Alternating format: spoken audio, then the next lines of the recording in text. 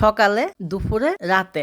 আজকের ভিডিওতে আমি কথা বলবো ডিমের কোয়েল পাখির কি কি মেডিসিন মূলত ডিমের সময় দিতে হয় সেই বিষয় নিয়ে আজকে কথা বলবো। তো ভিডিওটি শেষ পর্যন্ত দেখে যাবেন, কেউ টেনে টেনে দেখবেন না, স্কিপ করে দেখবেন না। তো চলুন কথা না বাড়িয়ে আজকের ভিডিওটা শুরু করা যাক। আপনাদের মেসেজ এবং আপনাদের কমেন্ট দেখেই আজকের ভিডিওটা তৈরি করা। তো আপনারা অনেকে আমাকে বলতেছেন যে ভাই, ডিমের কোয়েল পাখি মূলত আমরা ডিমের প্রোডাকশন বেশি পাওয়ার জন্য আমরা কি কি মেডিসিন প্রয়োগ করতে পারি। তো আজকে আমি যে আমার ফার্মের কি কি মেডিসিন প্রয়োগ করি আমি সেই বিষয় নিয়ে কথা বলবো। মূলত আমার ফার্মে আমি যে মেডিসিনগুলো প্রয়োগ করি, মানে এক কথায় ডিমের জন্য, ডিমের প্রোডাকশন ভালো পাওয়ার জন্য আমি যে মেডিসিনগুলো প্রয়োগ করি সেই মেডিসিন নিয়ে আমি আপনাদের মাঝে তুলে ধরবো। আমার প্রায় 100+ আর কি দিয়ে আপনার কোয়েল পাখির রানিং ডিম পাড়ার কোয়েল পাখি। তো আলহামদুলিল্লাহ আমি এখান থেকে 80 পিস, 75 পিস, 85 পিস এমন ভাবে আমি ডিম পাই যাই। এটা আমি প্রতিটা ভিডিওতে আমি আপনাদেরকে বলি।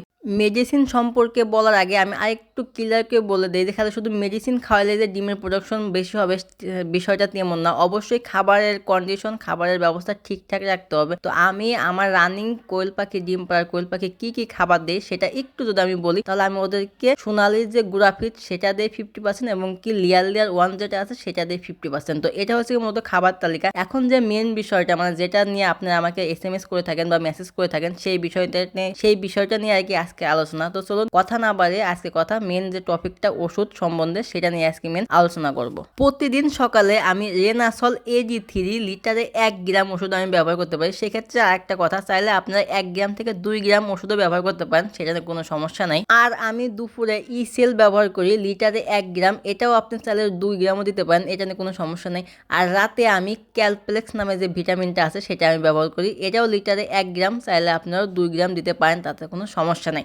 আর বাদ বাকি যে সপ্তাহে 3 দিন হচ্ছে আমি এই 3টা ওষুধ ব্যবহার করি। আর বাদ বাকি যে কদিন থাকে মানে 4 দিন, এই 4 দিন আমি জিঙ্ক ব্যবহার করি। এক কথায় ওদের শরীর, বডি ফিগার, ফিটনেস থাকার জন্য আমি সপ্তাহে 4 দিন জিঙ্ক ব্যবহার করি এবং সকাল, দুপুর, রাত্রে এই ওষুধগুলো ব্যবহার করি। শুধু আমি না, এই ওষুধগুলো প্রতিটা খামারেই ব্যবহার করে। তো আজকের ভিডিওটা যদি আপনারা আমাকে A to Z সম্পূর্ণ দেখেন, তাহলে ইনশাল্লাহ আর কমেন্ট করতে হবে না আপনাদের, বা এটা নিয়ে আর কোনো দুশ্চিন্তা থাকা যাবে না।